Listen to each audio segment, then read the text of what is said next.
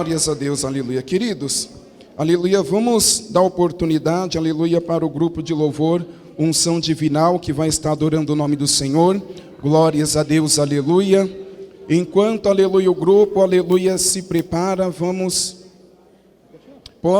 aleluia, louvando ao Senhor bem alegre. Eu louvarei, eu louvarei, eu louvarei, eu louvarei, eu louvarei ao meu Senhor. Eu louvarei, eu louvarei ao meu Senhor. Só o Senhor, só o Senhor.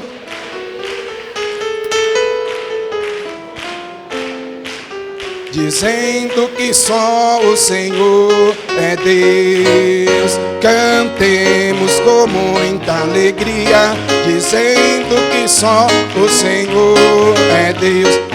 Amém. As palmas que louvam e engrandecem o nome do Senhor. Amém. Pode bater palma e dar glória a Deus. O grupo Unção Divinal saúda a igreja com a... Amém.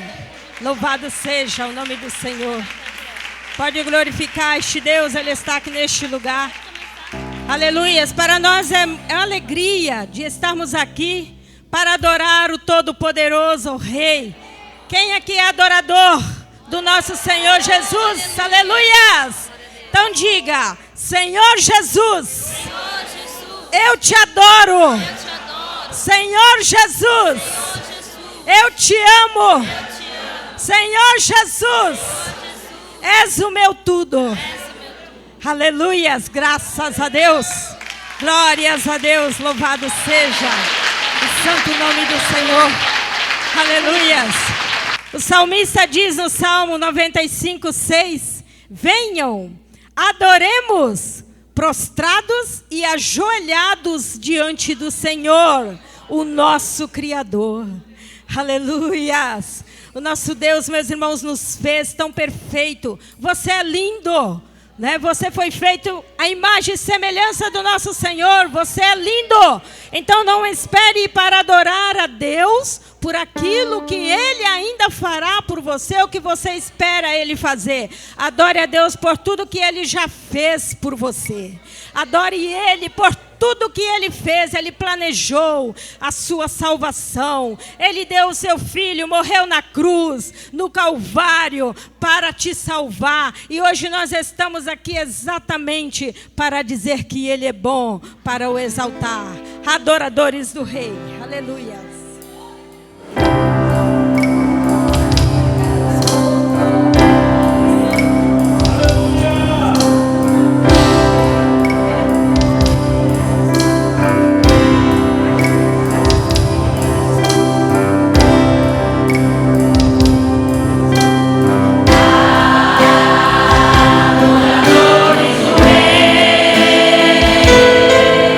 Levantem suas vozes.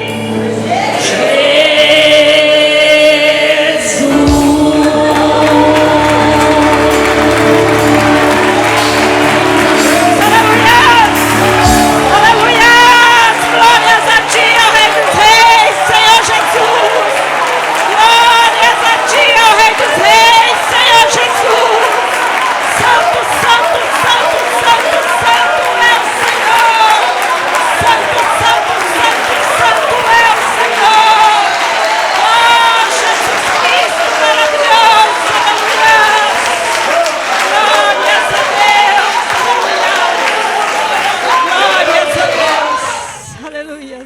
Glórias a Deus. As palmas continuam louvando e engrandecendo o nome de Jesus, porque Ele vive e reina. Só você que crê, aleluia, adore, glorifique, exalte, pode bater palma, pode exaltar, pode glorificar, exalte, exalte, exalte, glorifica Ele, glorifica Ele, glorifica Ele, diga Rosana, adore o nome do Senhor Jesus.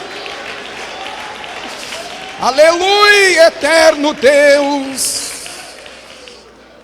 Quantos creem na vitória de Deus, diga glória a Deus. Quantos creem na vitória de Deus, diga aleluia. Queridos, aleluia, vamos, aleluia, se colocar de pé mais uma vez. Glórias a Deus. Vamos, aleluia, apreciar, aleluia, agora um pouco mais da palavra do Senhor. Aleluia, com a palestra, aleluia, apreciando a precisão da Bíblia, aleluia, com, aleluia, o palestrante André Barbieri, diretor e professor do CBDA. Quem está com sede da palavra de Deus, diga glória a Deus. Então levante as tuas mãos aos céus, amém? Levante as mãos aos céus, vamos fazer um minuto de oração, glórias a Deus, para passar para o servo de Deus. Glórias a Deus, maravilhoso, eterno Deus, Deus de poder, providência e misericórdia, confirma, meu Deus, a tua promessa, a tua bênção, Senhor, fala aos nossos corações, usa o teu filho, mais uma vez, meu Deus, poderosamente, aleluia, em tuas mãos, para que o teu nome, Senhor, ele seja exaltado, ele seja glorificado, aleluia, em nosso meio, Senhor, aleluia, dai a vitória, dai a bênção, Senhor, manifesta o teu poder, em nome de Jesus Cristo, o nosso Salvador, amém? Vamos receber o servo de Deus com as palmas bem alegres para Jesus, pode bater palma e dar glória a Deus, aleluia. Glória a Deus.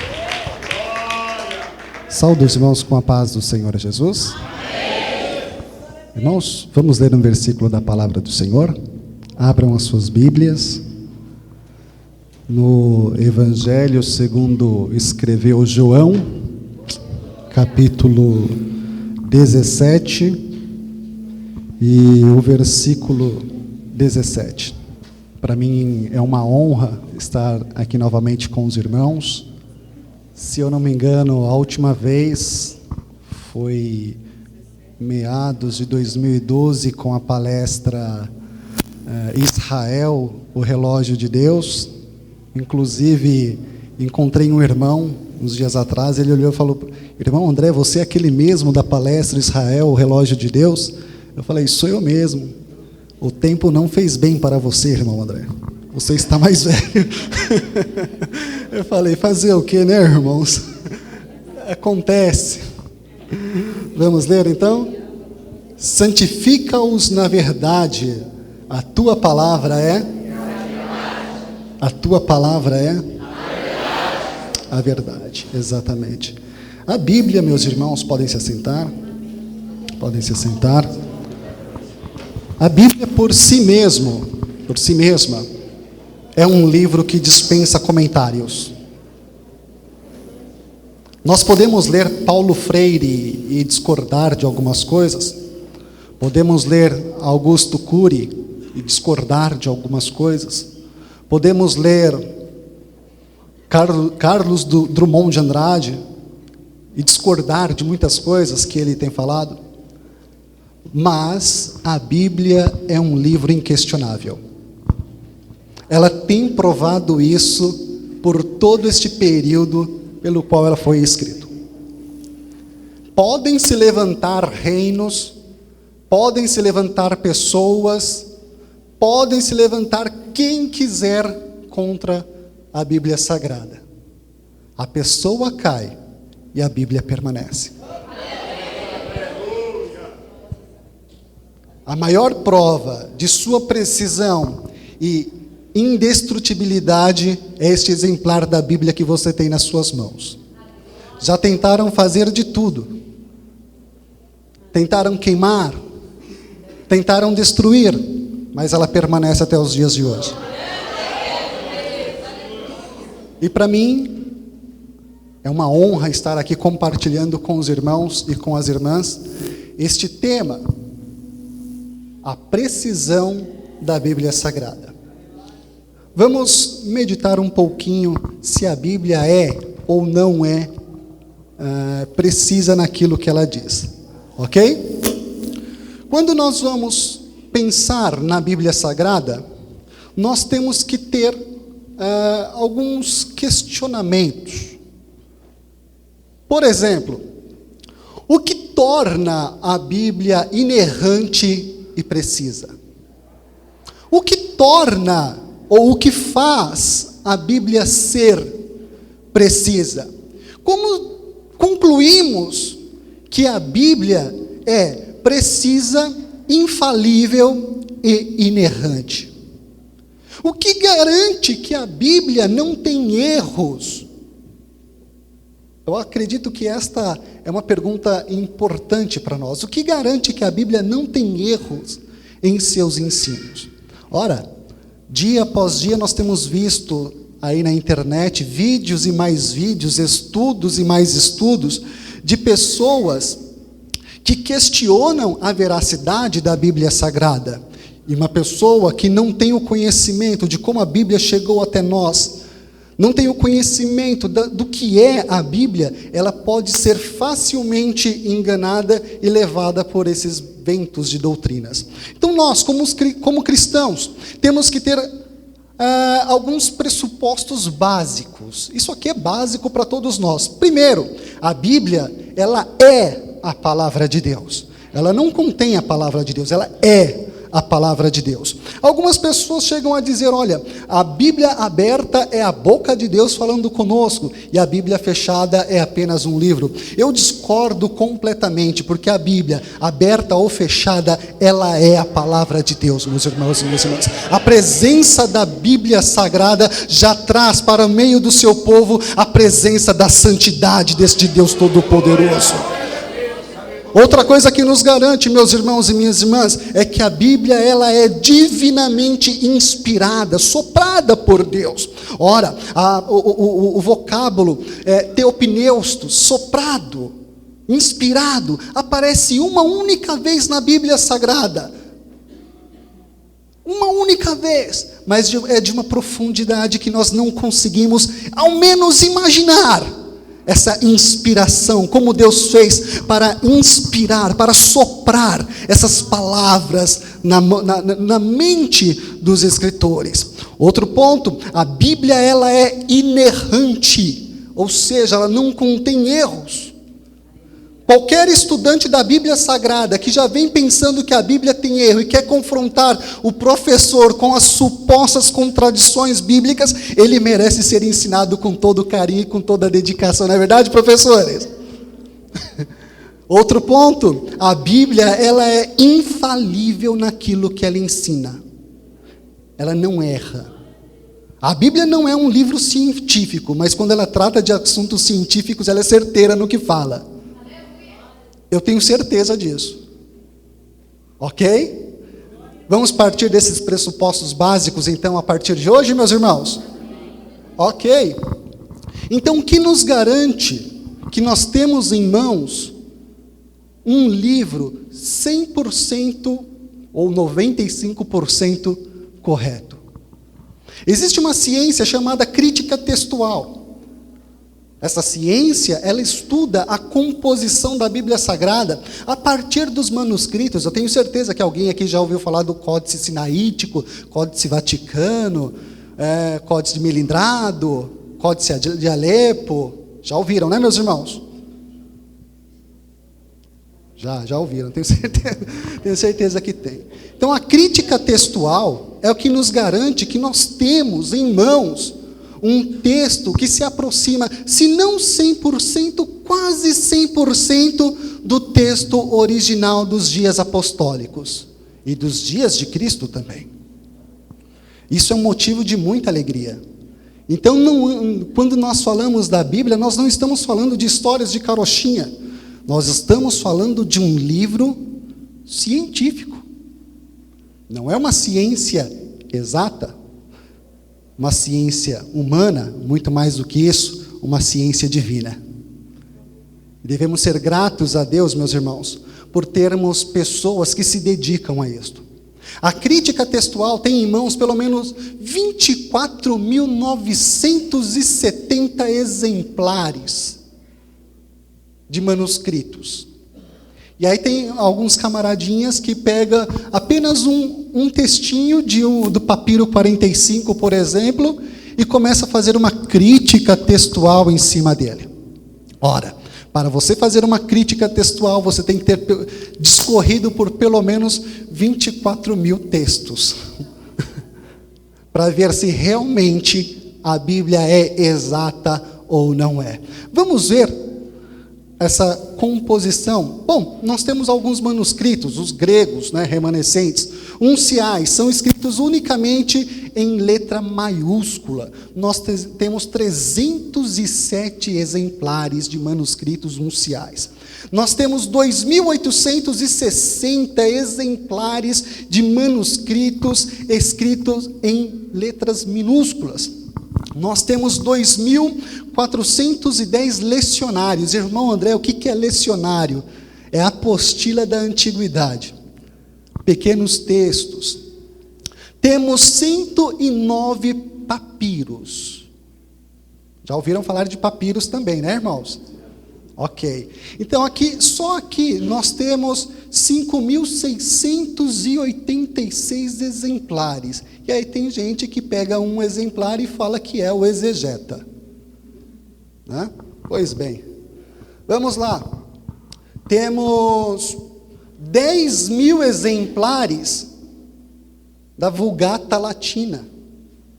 Temos 2.000 versões etíopes. Temos 4.101 eslavônios, 2.587 exemplares armênios. Temos 350 da versão síriaca. Temos 100 da versão copta, ou egípcio antigo. Temos 75 exemplares na versão árabe. No latim antigo, nós temos 50 exemplares. 7 exemplares no anglo-saxônico. Gótico, 6. Sogdiano, 3. Síriaco antigo, mais 2 exemplares. Medo-persa, mais 2 exemplares. E frâncico, mais 1 exemplar. Temos aí, só em outros idiomas, 19.285 exemplares. Juntando tudo, 24.970 exemplares. É coisa demais, meus irmãos. É coisa demais. Talvez nem as artes rupestres cheguem a tantos exemplares quanto a Bíblia Sagrada tem em tão pouco tempo. Ok? Vamos lá. Como que a crítica textual analisa esses textos? Bom, eles analisam o tipo de material, porque em cada época houve-se um material diferente, a sua textura, a sua cor, o tipo de escrita, pontuação, a linguística, o tamanho, se é maiúsculo, se é minúsculo, a ornamentação textual, a cor da tinta. Sabia que isso até a cor da tinta influencia na datação e na veracidade de um manuscrito? Existem manuscritos escritos em dourado. Se os irmãos procurarem na internet, vão poder visualizar lá a foto, é muito bonito. A datação, o local onde o manuscrito foi encontrado, a semântica do texto e por aí vai. Então não é apenas pegar uma palavrinha para dizer se é ou não é. Tem todo um processo para saber qual é o melhor manuscrito. Algumas pessoas chegam a dizer, olha, o melhor manuscrito é aquele que é mais antigo. Será? Existem manuscritos do ano 900 depois de Cristo que são muito melhores do que manuscritos do ano 150. Por causa da sua composição, por causa da sua escrita, do texto como está escrito. Bom, a análise de um texto não se faz da noite para o dia. É algo que demanda anos E uma pessoa sozinha, ela não consegue fazer. Uma pessoa sozinha não consegue analisar a veracidade de um manuscrito. Provar um manuscrito é mais ou menos como participar de uma bancada examinadora, onde cada examinador pega o seu texto, lê, se questiona e te questiona também, para que a bancada chegue a uma conclusão final. E todos esses examinadores, eles têm a responsabilidade, a incumbência de transmitir para nós da atualidade a mensagem original do texto sagrado. Então, por aí nós vemos, meus irmãos, que nós temos em mãos um texto confiável. Quais são os tipos de texto que nós temos? Nós temos vários. Vamos ver como que nós chegamos até ele. Um crítico, Wagner, diz que o historiador é como uma pessoa que tem em suas mãos um quebra-cabeça, cujas peças, algumas estão faltando e outras estão quebradas. Será que nós conseguimos, de imediato, deduzir qual é a forma correta? O historiador, ele tem isso em mãos. Muitas vezes ele parte de uma hipótese para chegar a uma conclusão. Então não é uma tarefa fácil. Tá ok? Qual é o primeiro tipo de escritos que nós temos? Nós temos na Bíblia. São cópias livres, ditadas ou escritas pelos próprios apóstolos ou pelos seus secretários. Isso é muito interessante, meus irmãos e minhas irmãs. Por quê? No tempo apostólico, foi determinado, isso foi provado, foi descartado a possibilidade deles terem contratado, dos apóstolos terem contratado escribas profissionais. Então ele se valia da disponibilidade dos irmãos que compunham a igreja. Algo muito parecido com hoje, não é verdade? Muitas vezes nós dependemos também da generosidade dos nossos irmãos. Tem aí alguns versículos que comprovam isso, Paulo ditando, Paulo falando, Pedro falando e assim por diante, tá bom? Então, quando nós temos alguém falando, a probabilidade de alguém escrever errado é pequena ou grande? Sim ou não? É grande? Ok. Então, a partir deste momento, nós começamos a ter as primeiras variantes do texto bíblico, onde o crítico textual ele começa a olhar e falar: tem alguma coisa errada por aqui. Paulo não falaria isso, Pedro não falaria aquilo. E pela falta de um revisor, né, os textos eles começaram a ser copiados de maneira com essas variações linguísticas e de vocabulário também. Mas isso é normal. Inversões, omissões, repetições. Isso é possível de acontecer com qualquer um, não é verdade? Outro dia eu comprei um livro de um escritor muito famoso, né, um escritor evangélico, e ele teve a coragem de jogar no seu livro lá, provavelmente no Google, e saiu lá, formulário Coca-Cola no livro e mandou imprimir. Alguma coisa nesse sentido. Então eu falei: irmão, tem alguma coisa errada aqui nesse seu livro. Que negócio é esse de Coca-Cola? Já tinha Coca-Cola naquele tempo? Ele falou: não, irmão, aqui é essa tradução. Aí eu falei: eu sei. Acontece. E ainda mais quando é um texto longo. Imagina ditar o livro de Isaías. Será que 2 livros poderiam sair iguais? Sim ou não? Não. Então, por que será que tem gente falando as deturpações disso, as deturpações daquilo outro? Não é deturpação. São passíveis de erro. Qualquer obra que nós pegamos, nós encontramos erro hoje em dia. Imagina antigamente que não tinha toda a nossa tecnologia, não tinha tecla backspace, né? Tá certo, irmãos? Tudo bem até aqui? É meio técnico, difícil, né? Mas tá dando para entender? Ou estou sendo mais simples possível? Ok.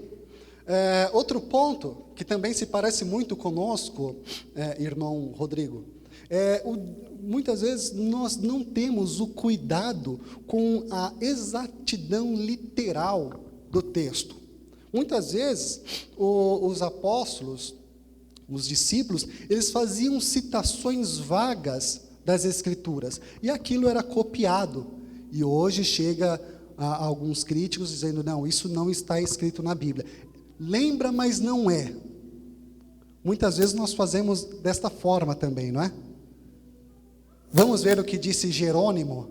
Aqui, posso ler com os irmãos? Jerônimo diz o seguinte: a letra não é nada sem o significado comunicado por ela. E que, nesse caso, o livro é para o homem, e não o homem para o livro. Não sei se vocês entenderam, mas Jerônimo quis dizer o seguinte: sem o Espírito Santo, a palavra não é nada. Né? E o que acontece? Algumas pessoas pegam textos como este, levam a pé da letra e dizem, olha, a letra mata, mas o Espírito vivifica. E aí despreza completamente o significado da Bíblia Sagrada, tá ok? Tá aí a referência para os irmãos que quiserem depois. Então, todas as vezes que nós temos uma alteração, uma correção dessas cópias livres, não são alterações intencionais, onde o crítico quis dizer que estava errado, coisas nesse sentido. Não. São pessoas que escreveram de boa fé, tentaram de boa fé transformar o texto para que nós pudéssemos compreendê-lo hoje. Foram alterações ortográficas, gramaticais, alguma coisa de estilo, ou talvez até algum erro, alguma correção exegética do texto. Então, meus irmãos e minhas irmãs, nós temos em mãos um livro que vem sendo corrigido desde quando ele começou a ser formado. Não por pessoas de má índole, não por pessoas que querem deturpar a Bíblia Sagrada, mas por pessoas que estão preocupadas com a sua salvação, que querem que você conheça o texto assim como ele é, tá ok? Outro tipo de texto, de variação de texto que nós temos, são os textos locais. Textos que eram redigidos de acordo com a localidade onde ele foi produzido. Então temos o texto alexandrino, o texto bizantino, todos esses com as suas características pessoais. Mas, irmãos, mesmo com as suas características pessoais, todos eles têm pelo menos 80% de exatidão, palavra por palavra. Se fosse 50%, já é muita coisa. 80% é muito mais. Okay? Quando nós estamos fazendo esta análise por localização, os críticos chamam isso de probabilidade antecedente, tá? Alinhado juntamente com as citações dos pais da igreja. Então eles chegam à conclusão dizendo, olha, este texto aqui foi escrito em Cesareia, este texto aqui foi escrito na Síria, este texto aqui foi escrito no Egito, e assim por diante. Quais eram os locais, os expoentes cristãos na antiguidade? Antioquia, Éfeso, Roma e Alexandria. Então, os textos que nós temos eram escritos basicamente nestes lugares, ok? Então, nós já estamos convergendo um pouco mais. O leque estava bem aberto. Havia muitas dúvidas. Vocês estão vendo como o leque vem fechando cada vez mais? Como que trabalha um crítico textual? Vamos falar um pouco sobre o texto alexandrino é tido por comum entre os críticos textuais que este é um dos melhores textos existentes. Tem no máximo de 2 a 3% de variações. Todas as Bíblias, todos os manuscritos que derivam deste texto são os mais confiáveis possíveis. Quais são as características do texto alexandrino? Brevidade, é um texto curto. Austeridade, ele é muito mais breve do que os outros. Muitas vezes ele termina onde o outro está apenas começando. E aí, este outro texto, ele sofreu na crítica textual, é chamado de interpolação, quando coloca-se alguns textos para parafrasear o texto sagrado. Interessante isso, não é verdade? Exatamente, o texto alexandrino, ele é objetivo. Vamos lá. Quais são os exemplares que nós temos hoje mais conhecidos? Os códices de Vaticano, o Sinaítico e os papiros de Chesterfield e Bodmer. Nomes difíceis, né? Mas esses aí são os melhores manuscritos que existem até hoje. Então, o Códice de Alepo, Melingrado. O melhor é este aqui. Ok? Tudo bem, meus irmãos? Vamos lá. Temos também o texto ocidental. Praticamente meados do século II, né? Nos países em sua maioria da Europa, os países latinos. Este texto, ele sofreu muitas alterações. Aí o crítico textual, com seu quebra-cabeça em mãos, ele começa, isso aqui tem muita coisa. O que está acontecendo aqui? Apenas o texto de Atos dos Apóstolos, ele é 10% maior. Porque houveram mais interpolações, mais explicações. E quem basicamente utilizou foi Marcião. Já ouviram falar dos marcionitas? Taciano, Irineu de Leão, Tertuliano e Cipriano, não é o São Cipriano. Foram eles que utilizaram, né? Este texto. A característica principal do texto ocidental é a sua paráfrase, o parafraseado, o enriquecimento da narrativa. Isso hoje nós chamamos de encher linguiça. Exatamente. Não, dar-se-vosão e dar-se-vosá, coisas nesse sentido, né? Muda o que quis dizer? Não, mas basicamente é isso. Algumas vezes também enxertado no texto alguns fatos autênticos que vieram pela tradição cristã, dos pais da igreja, e alguns itens até mesmo apócrifos. Isso faz deste texto não ser tão confiável assim, por causa dos apócrifos, tá bom? Bom, temos também o texto cesarense, basicamente é uma versão mais simples do texto alexandrino, tá? E foi muito utilizado por Orígenes. Já ouviram falar de Orígenes? Amém? Ok, então, o próprio Orígenes levanta esta possibilidade. Temos também o texto bizantino. O texto bizantino é o texto mais polido que nós temos. É o texto mais bonito que a crítica possui.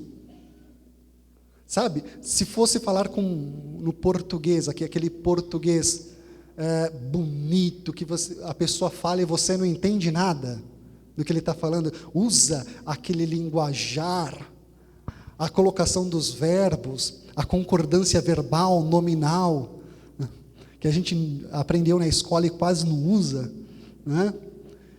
Basicamente, esse é o texto bizantino. E a maioria das Bíblias hoje derivam deste texto. Né? Ele foi tido como mais trabalhado, né? Dizem que foi por Luciano de Antioquia, e foi o mais robuscado. Olha só as características dele. A principal é a suavização. Tira-se a robustez, né? E fala assim, ao invés de falar Deus matou, Deus tomou para si. Fica mais bonito, né? Fica mais poético. Basicamente são estas as alterações.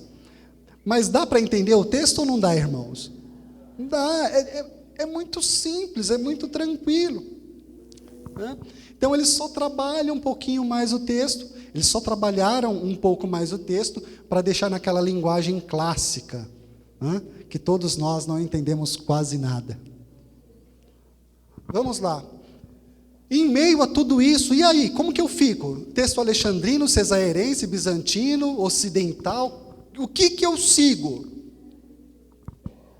Em 312 aconteceu um fato muito interessante, a conversão de Constantino, e isto foi muito bom para o cristianismo, pois o cristianismo se tornou a religião oficial do império, facilitando a reunião dos crentes, a união dos crentes, facilitando o deslocamento dos manuscritos, e aí falaram, nossa, mas qual que é o melhor? Aí optou-se por começar a fazer as junções dos textos. Talvez a primeira crítica textual começou ali. A comparação. Orígenes, por exemplo, ele fez a sua hexapla. Nossa, que nome difícil. Ele colocou 6 versões da Bíblia Sagrada em colunas, assim, ó, que servia de consulta para ele. E aí chegaram à conclusão de que o texto bizantino seria o melhor a ser seguido, tá ok? Vamos lá? Adiantar um pouquinho aqui. Vamos lá. Vamos analisar então um pouquinho dessas variantes. Quais são os erros, os supostos erros que os críticos enfrentam? Será que eles são tão difíceis? Será que é tão impossível de detectar, assim que precisa ver pessoas aí fazendo este escarcéu? Metzger, vocês viram que o trabalho está bem pesquisado, né, irmãos? Toda hora citando fulano de tal. Porque todos esses homens aqui, que eu estou citando, Waganei, Dana, Metzger, vai ter outros, eles são autoridades dentro da papirologia, manuscritologia, dentro de crítica textual. Então são pessoas importantes, que tem uma pessoa que eu vou falar um pouquinho mais para frente, ele é inquestionável. Quando ele falar assim, isso aqui é assim, todo mundo abaixa a cabeça e fala, tá bom então. Então são coisas importantes. Metzger, ele diz, olha, para o médico dar um diagnóstico, né, ele tem que saber qual é a causa da doença. Da mesma forma a crítica textual, ela tem que saber exatamente qual o problema para poder corrigir. Vamos ver? Existem as alterações acidentais. É um acidente, é um lapso. Eu mesmo, se eu tirar aqui o telão da frente, aqui, eu vou cometer um lapso de memória e não vou lembrar de mais nada. E você vai ver que tem uma alteração que é por causa disso. Ele esqueceu, a mente do escritor o traiu. Então, por isso que é bom a gente ter sempre onde recorrer. Tá ok? Agora, imagina um texto corrido, sem pontuação, com caracteres estranhos, num material todo corrompido, gasto, faltando pedaço. Como será? É muito mais complicado, não é? É assim que a crítica textual trabalha, meus irmãos.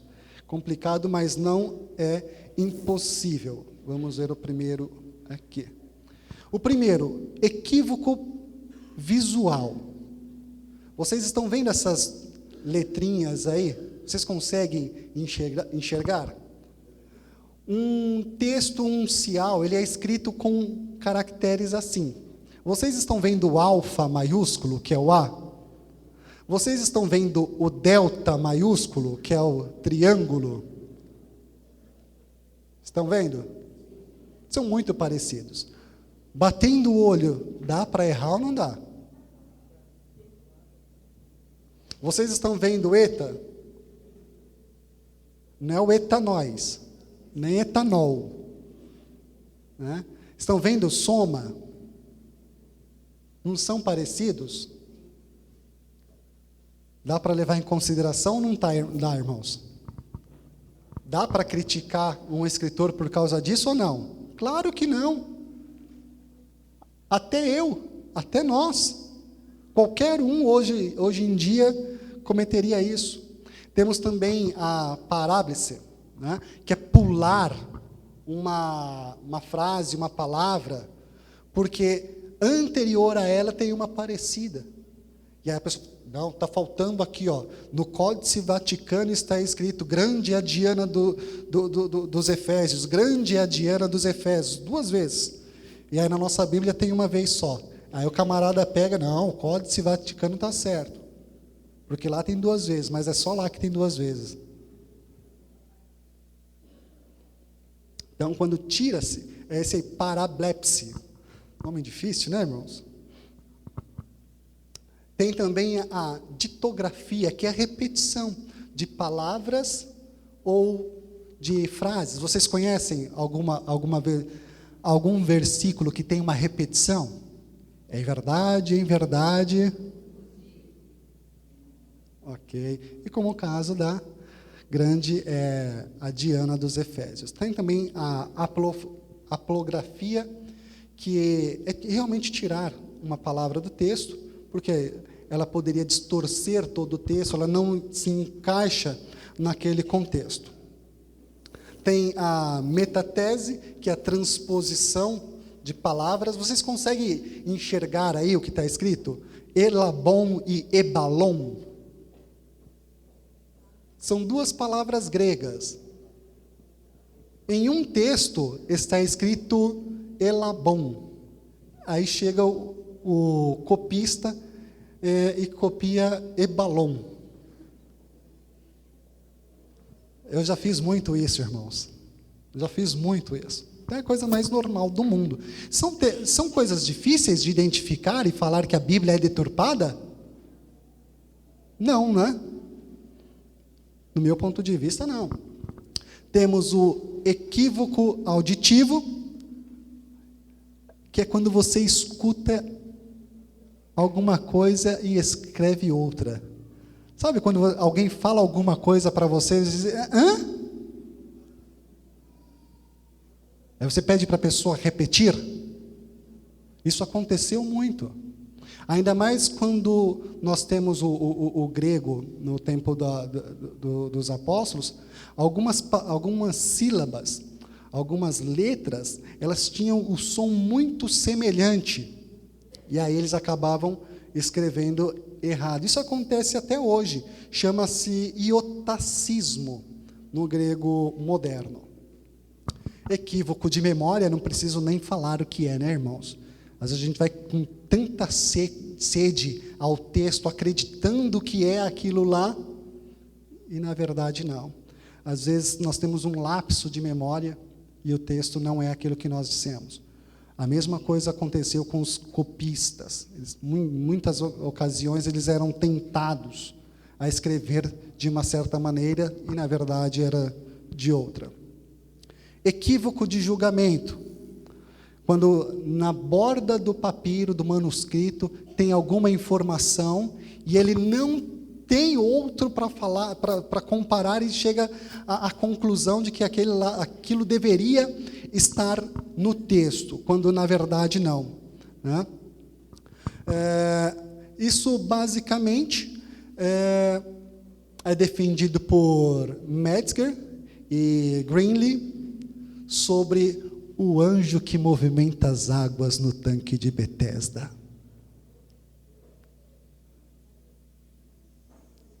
E agora? E agora? É o anjo?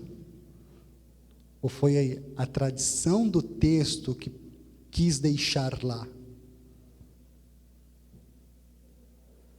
E aí chega, mergulha nessas águas, deixa as águas te envolver, porque o varão do movimento. Ok. Tudo bem, meus irmãos, até aqui? Ok. Temos também as alterações intencionais, ou seja, quando o copista, ele realmente mudou o texto. Mas não é porque ele falou assim, não, eu não quero que isso esteja aqui. Isso não pode estar aqui. Não é porque ele quis mudar, forçar o texto. Na verdade, foi um trabalho de correção ortográfica, gramatical, para que o texto fosse o mais correto possível. Tá bom? Estou vendo que tem algumas pessoas dormindo. Me perdoe por isso. Minha palestra é muito técnica, mas este é só o começo. Ok? Temos, dentro desse tipo de variantes, existe a harmonização textual e litúrgica. Né? O texto, ele foi trabalhado para que todas as passagens fossem mais harmonizadas possíveis. Os evangelhos sinóticos é um exemplo disso. Quando nós lemos Mateus, Marcos e Lucas, são muito parecidos, não é verdade? Temos também a conformação do texto com a liturgia. Para que um texto fosse lido de forma doxológica, para quem gosta de termos teológicos, né? A doxologia na adoração. O que é a doxologia? É uma forma de adoração. Né? Então, eles acrescentavam alguns textos para que a passagem ficasse mais bonita. Quer saber um exemplo? Sim? Porque teu é o reino, o poder e a glória para todos sempre. Amém. No texto mais confiável, o manuscrito mais confiável não tem esta parte. Então isso é uma doxologia, que foi acrescentada ao texto para que todo mundo chegasse no final e falasse, amém. Né? Nós temos as nossas doxologias hoje também, né? Amém, irmãos? Amém. Doxologia. Bate palma. Doxologia. Tá bom? Então você está vendo que não são coisas que afetam o texto. Não sei por que tudo isso. Correções gramaticais, ortográficas, estilo de linguagem, é tudo isso que acontece. As maiores estão aqui. E sabe o que muda? O nome. De minúsculo para maiúsculo. Nossa, que alteração grande, irmão André. Afetou completamente o texto. Tá ok? Correções da história e geográfica. Um exemplo disso é mudar. Né? Um texto está falando que Cristo morreu na hora sexta, e outro na hora terceira e na hora nona, não é? Como chegar a um consenso? Qual está certo? Ressurgiu 3 dias depois ou ressuscitou ao terceiro dia? Qual a diferença? Bom, se alguém conseguir aí gramaticalmente provar uma diferença, por favor, e me explique. Correções exegéticas e doutrinárias. Isso acontecia quando o escriba ele estava com uma passagem difícil para escrever, e ele pensava no seu leitor ele falava assim, como que eles vão entender isso aqui? Ele tentava explicar a passagem. O mistério de Deus, vírgula, Cristo. Paulo deixou escrito assim. Aí os escribas, o mistério de Deus é Cristo. O mistério de Deus em Cristo. O mistério de Deus. E aí tentavam, ao invés de deixar só o mistério de Deus, vírgula, Cristo, a gente consegue entender, não é verdade? Então vamos lá. Interpolações, que é acrescentar algumas notas marginais, algumas informações no texto, não com a intenção de deturpar, mas sim com a intenção de lapidar o texto, completar o texto para o leitor. Vamos lá, essa interpolação. Temos 2 manuscritos, o manuscrito 1518 e o manuscrito 603.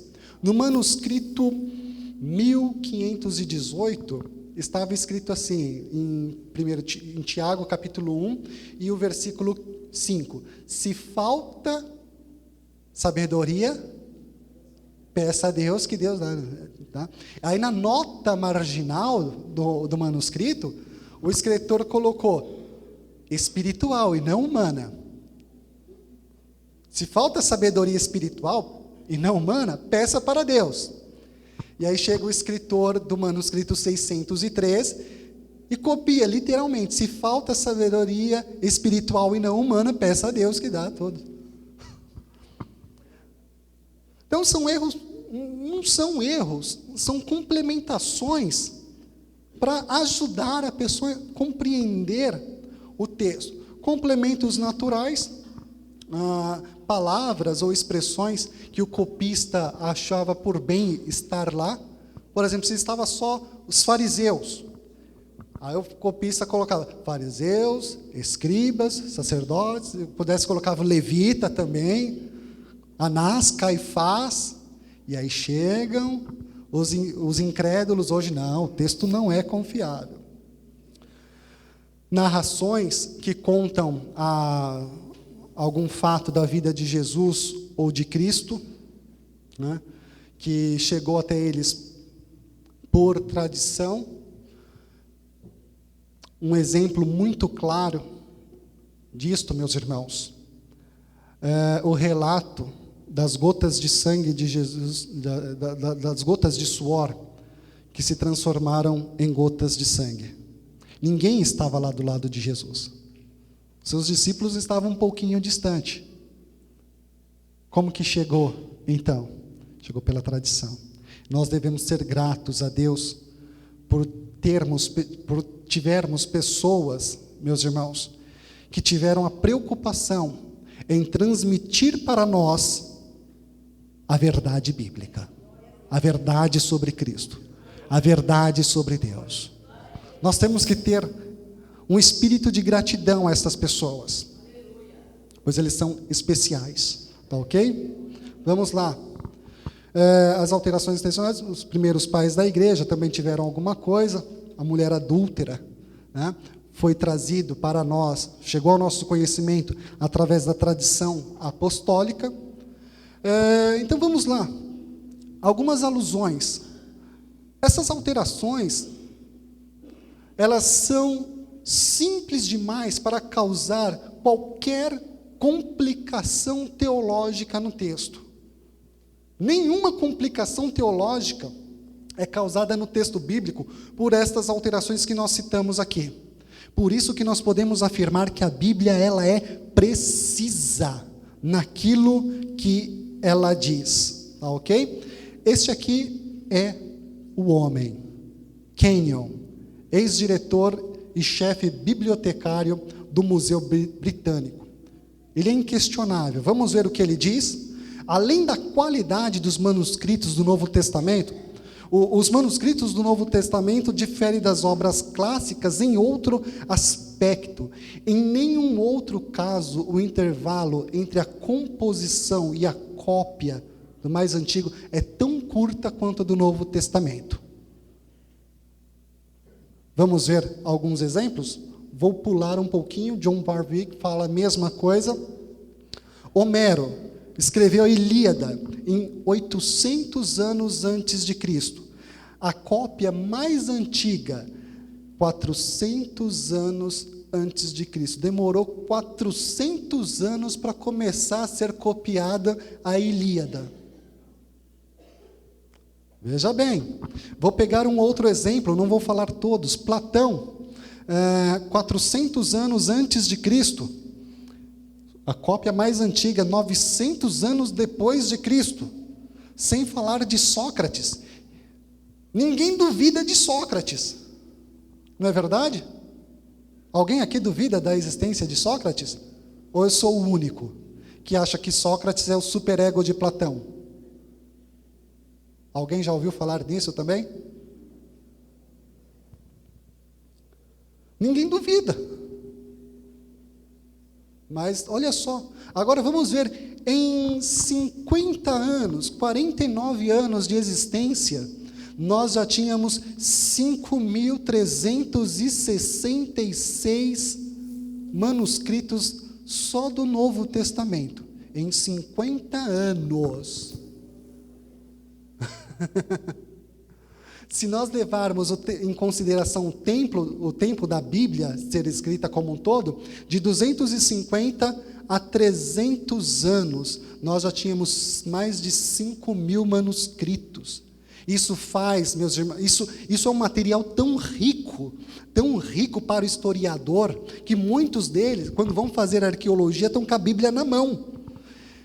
E a crítica textual tem em mãos esse texto e chega à conclusão de que o texto que nós temos hoje, ele é 100% confiável.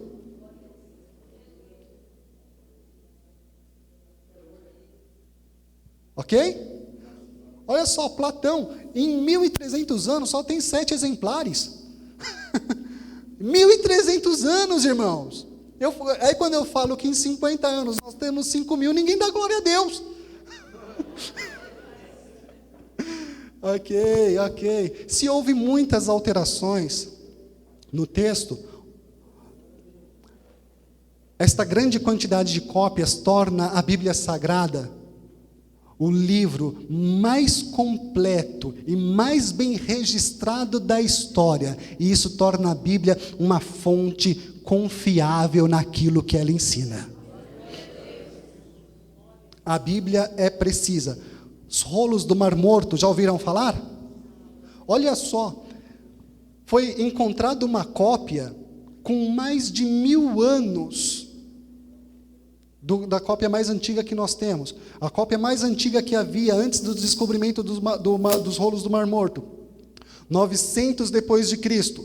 Com a descoberta dos rolos do Mar Morto. 125 antes de Cristo. Irmãos, você pode colocar um do lado do outro, palavra por palavra. Palavra por palavra. Deus preservou a sua palavra por mais de 1000 anos.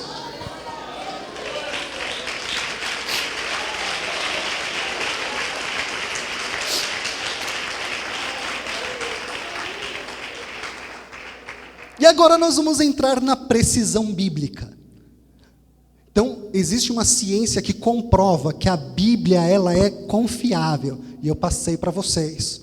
E agora nós vamos ver se a história diz que a Bíblia é confiável ou não. A Bíblia diz que os antepassados de Israel, ou seja, Abraão, veio de onde?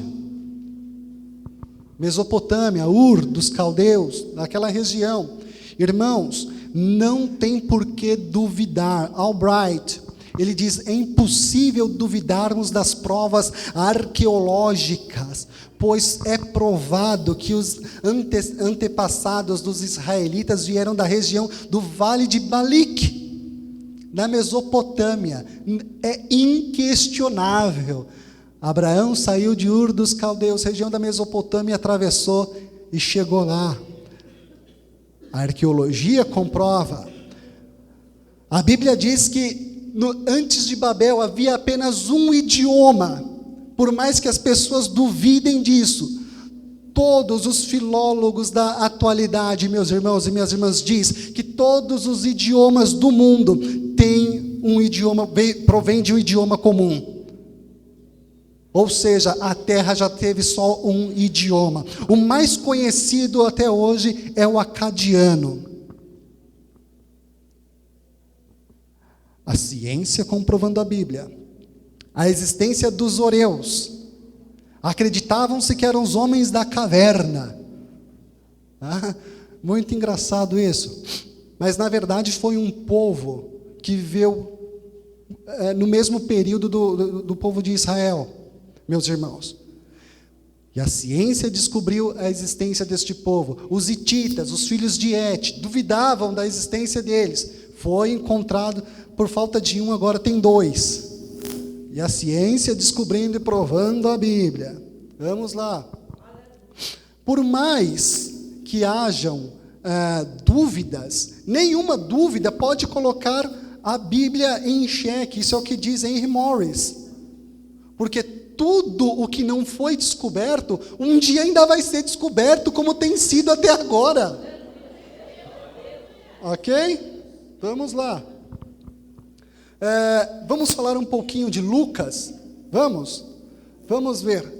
William Ramsay, aquele que eu falei, que ele é inquestionável. Ele duvidava de Lucas. Após 30 anos de estudo, ele chegou à conclusão de que Lucas merece estar entre os melhores historiadores de todos os tempos, ao lado de Flávio Joséfo, se possível for. Tá ok? Vamos lá. Algumas pessoas achavam que Lucas estava errado ao dizer que Listra e Derbe estavam na Licaônia, mas Icônio não estava. Ela falou, não, o livro de Atos dos Apóstolos é duvidoso. Irmãos, vamos ver o que aconteceu. O senhor Ramsay encontrou um monumento que mostrava que Icônio era uma cidade da Frígia. Vamos ver mais? Lisânias de Abilene. Ninguém sabia de Lisânias. Lucas estava falando de Lisânias muito antes. Está aí a prova. Irmãos, a história comprova a Bíblia. Foi encontrado esse liberto de Lisânias, que data aí entre os anos 14 e 29 depois de Cristo. Lucas estava errado? De forma alguma. A Bíblia é precisa naquilo que ela diz. Na carta de Paulo aos Romanos, fala de um tal de Erasto. Ninguém acreditava na existência deste Erasto, mas encontrou-se na cidade de Corinto um calçamento com as seguintes palavras: e Erasto, administrador dos edifícios públicos, fez este calçamento com as suas próprias custas. A Bíblia mais uma vez sendo confirmada pela ciência. Ok, vamos lá. Falavam que não tinha sinagoga na cidade de Corinto. Olha lá, encontrou uma plaquinha escrito Sinagoga dos Hebreus. Lucas, é uma bênção.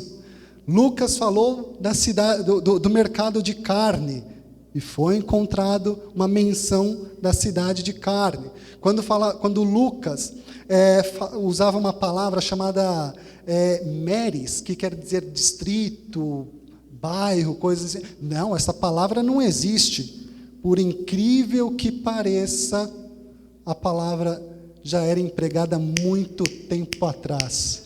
E Lucas, mais uma vez, o grande historiador da igreja cristã. Ok? Quando Lucas falou do procônsul Gálio, ninguém acreditava, meus irmãos e minhas irmãs. Só que, numa inscrição de Delfos, há um trecho que diz: Lúcio Júnior Gálio, meu amigo e procônsul da Acaia.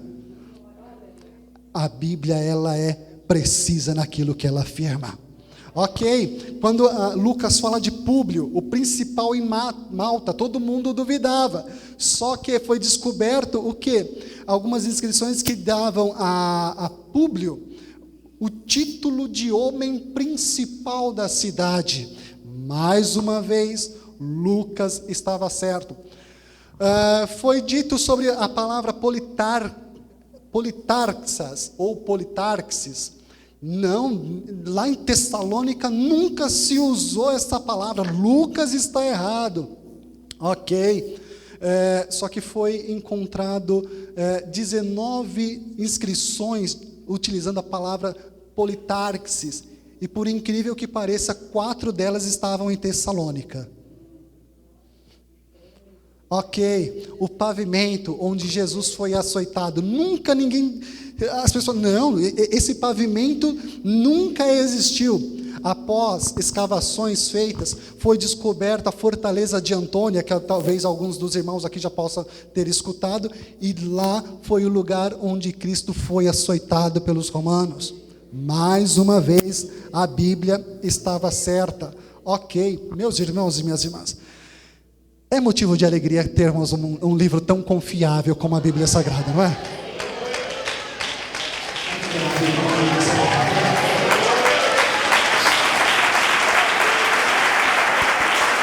A Bíblia é precisa naquilo que ela ensina. A Bíblia ensina sobre o dilúvio. Muitas pessoas acham que é loucura, mas eu creio no dilúvio. Eu creio que aconteceu. Olha só, é tão interessante, meus irmãos, que na maioria dos povos existe uma história de uma grande inundação. A epopeia de Gilgamesh fala as lendas da criação e do dilúvio dos antigos sumérios. Onde mais que estavam escritas em acadiano, tem mais algumas pessoas aqui, os gregos falando do dilúvio de Deucalião, os primitivos da América do Sul, América do Norte, da Austrália, Índia, Polinésia, Tibete, Caxemira, Lituânia. Em todos estes povos tem uma história de uma grande inundação. Aí eu me pergunto, ou é invenção ou é verdade?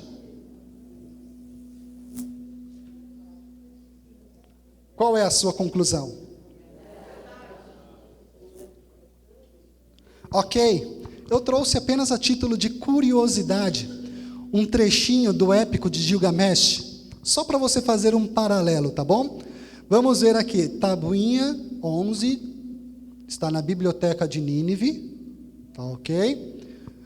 Homem de Shuruppak, filho de Ubarututu, destrói a tua casa, constrói um navio, abandona as riquezas, despreza os haveres, salva a vida, introduz toda sorte de semente de vida do navio que deves construir, as medidas que devem ser bem tomadas. Merece um glória a Deus ou não merece?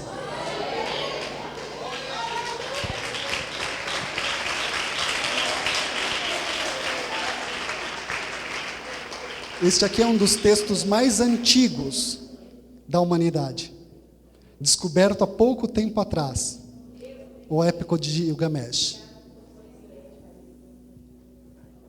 Ok, mas não para por aí, há muitas outras instruções, medidas, compartimentos, betumação. Ora, este homem, meus irmãos e minhas irmãs, eu acho que é muito conhecido por nós, não é não? Este homem é muito conhecido por nós. Qualquer semelhança não é mera coincidência. Aconteceu, meus irmãos e minhas irmãs, tá ok? O texto é escrito de uma forma que somente aquele que contemplou o fato poderia escrever, porque ele termina com as seguintes palavras: e toda a humanidade estava transformada em lodo. É Deus, né, irmão? É de Deus esse negócio. A Bíblia é de Deus. A Bíblia é de Deus, meus irmãos. Ok? E aí você pode olhar para mim e falar: irmão André, isso é história de carochinha, será? Muley, um dos arqueólogos da modernidade, estava fazendo uma escavação nos túmulos dos reis sumérios. Quando chegou a 15, 30 metros, não me recordo mais ou menos, ele encontrou uma camada de limo. E falou: agora acabou, né? Aqui provavelmente está no nível do rio lá. Só que quando ele foi ver, ele estava muito acima do nível do rio. O que ele fez? Continuou cavando. Após 3 metros de lodo tirado, sabe o que aconteceu? Sabe o que aconteceu? Começou a encontrar resquícios de pessoas mais antigas que os caldeus. Sabe qual foi a conclusão dele? Encontrei o dilúvio, datado de 4.000 anos antes de Cristo. Dá para dar um glória ou não dá?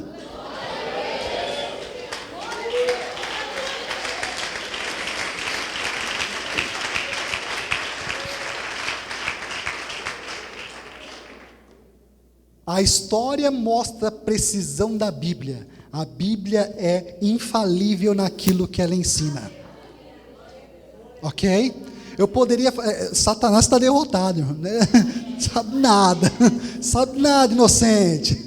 Vamos lá, meus irmãos. Eu poderia falar aqui muitas das profecias que se cumpriram apenas em Jesus Cristo. Aqui são profecias apenas em Jesus. Vamos ver só algumas.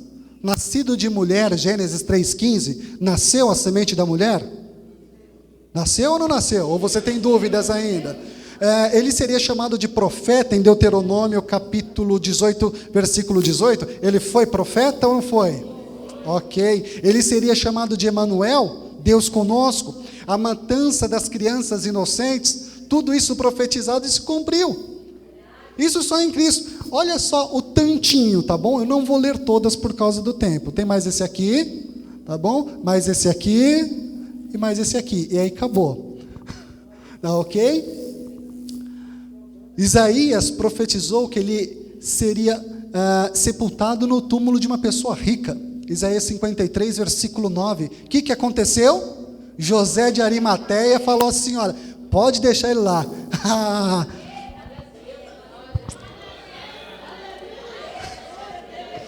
É Deus ou não é, irmãos? Isso é muito bom. Vamos ver? Muitas outras profecias se cumpriram na história. O cativeiro dos judeus. Os judeus foram para o cativeiro? Os gentios se converteriam a Deus? Sim? Ou você não está convertido ainda? A destruição da Babilônia. Babilônia foi aniquilada. Ninguém mora mais em Babilônia hoje. A destruição de Jerusalém. Aconteceu ou não aconteceu? A propagação do evangelho. Foi ou não foi? Falsos cristos. Tem ou não tem? Olha o Henrique Cristo aí. Perseguição à igreja. Tem ou não tem? Ora, a Bíblia, ela é infalível naquilo que ela ensina. A Bíblia é precisa.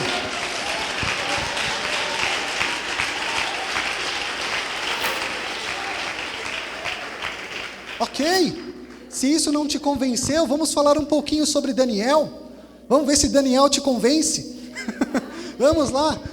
Daniel previu 4 impérios e todos eles surgiram. Daniel viu a estátua, cabeça de ouro, Babilônia. Estava lá, Babilônia, né? Mas depois viria outros. Não seria tão forte como o Senhor, Nabucodonosor, mas vão ser fortinho, né? Faltou leitinho para eles, né? Não tinha um maná muito bom, tá? Mas vai ter também. Vamos ver aqui os 3 que vieram depois. De fato, quais são, meus irmãos? Deixa eu ver se eu lembro aqui, que eu não lembro de cabeça. Babilônia, Medo-Persa, grego e o romano. Aconteceu ou não aconteceu? Demorou? Falhou em alguma coisa? Olha só que interessante. No último reino, Daniel falou assim, olha, o último deles vai ser um reino dividido. E aí, para quem sabe, só tem um lugarzinho lá chamado Decápolis, Tetrarca. Decápolis, 10 cidades, tetrarca, governante de 4 países, e aí o reino foi dividindo, o urso, o animal feroz, as 10 nações que vieram depois dos romanos, a Bíblia ela é 100% certa, meus irmãos e minhas irmãs. Ok, vamos falar um pouquinho de Daniel capítulo 7, rapidamente, tá ok? O leão com as asas de águia, tá ok? Opa, vamos voltar um pouquinho mais.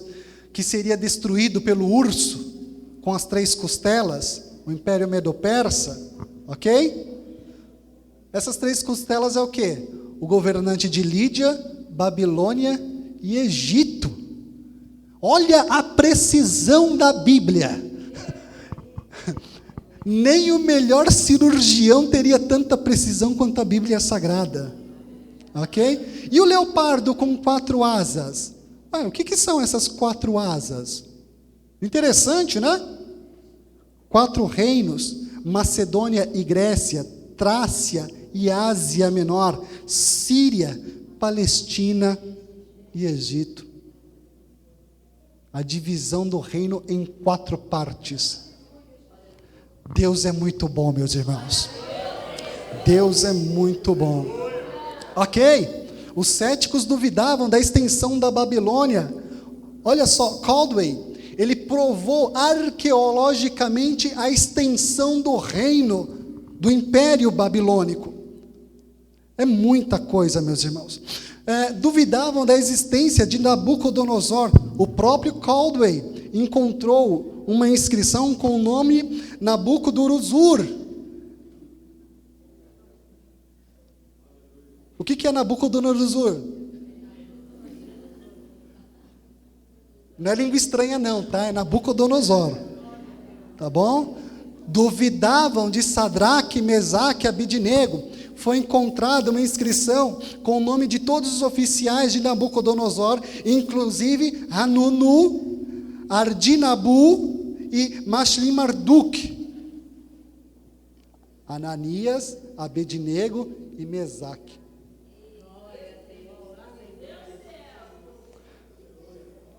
De quebra, tá bom? Essa tabuinha lá, esse artefato, está lá no Museu de Istambul, na Turquia. Se você pagar para mim, eu vou lá, tiro foto e trago para você ver.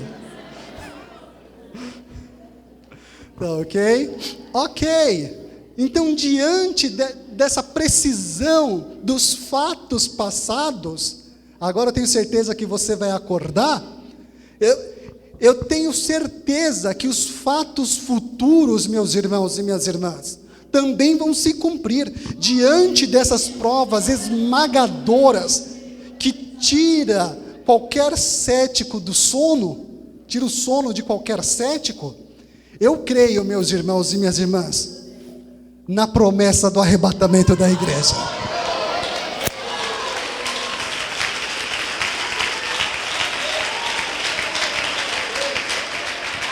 Eu creio que Ele virá para nos arrebatar. Eu creio na literalidade que Jesus raiará por essas nuvens. Ele não tocará o chão, mas a igreja subirá para se encontrar com Ele nos ares. Eu creio.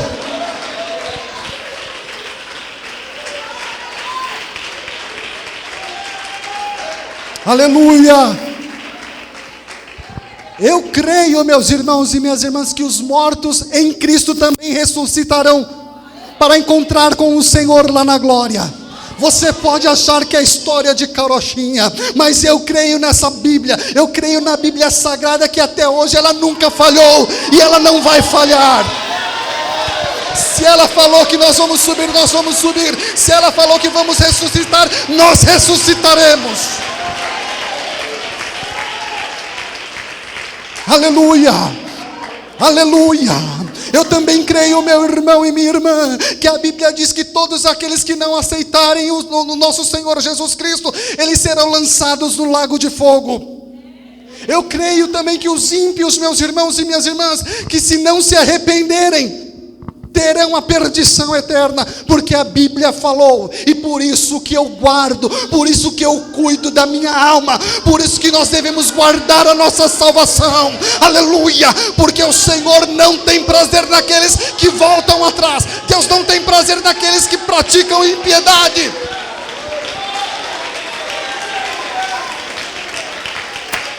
Aleluia. Eu creio, meus irmãos e minhas irmãs. Eu creio em uma das maiores promessas da Bíblia Sagrada. Eu creio que o nosso Deus preparou para você, preparou para mim, preparou para nós um novo céu e uma nova terra. Eu creio que nós somos herdeiros desta terra juntamente com Cristo Jesus. Aleluia. Eu comecei com a Bíblia e vou finalizar com ela aqui. Na Bíblia está escrito em Apocalipse capítulo 21, versículos do 1 ao 3. E vi um novo céu e uma nova terra, porque já o primeiro céu e a primeira terra passaram, e o mar já não existe. E eu, João, vi a santa cidade, a nova Jerusalém, que de Deus descia do céu, adereçada como uma esposa ataviada para o seu marido. E ouvi uma grande voz do céu que dizia: eis aqui o tabernáculo de Deus com os homens, pois com eles habitará, e eles serão seu povo, e o seu Deus estará com eles. O seu Deus estará contigo. A Bíblia diz isso. Essa palavra é precisa, esta palavra é fiel. Aleluia, aleluia. Eu creio na precisão da Bíblia. A Bíblia é precisa em tudo que ela diz, em tudo que ela afirma. Jamais um tio cairá desta palavra sem que ela não se cumpra, meus irmãos e minhas irmãs. Aleluia, aleluia, glória a Deus. O nosso Deus é fiel. Me perdoe, meus irmãos, me perdoe. Mas é isso que acontece quando a gente fala da Bíblia Sagrada.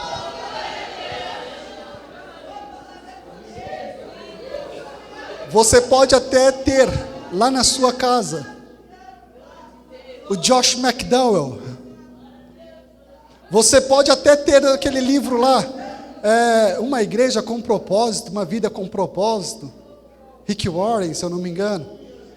Você pode ter até lá a divina revelação do céu, a divina revelação do inferno, qualquer coisa dessa.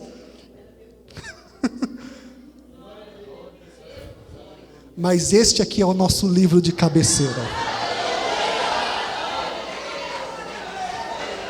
É este.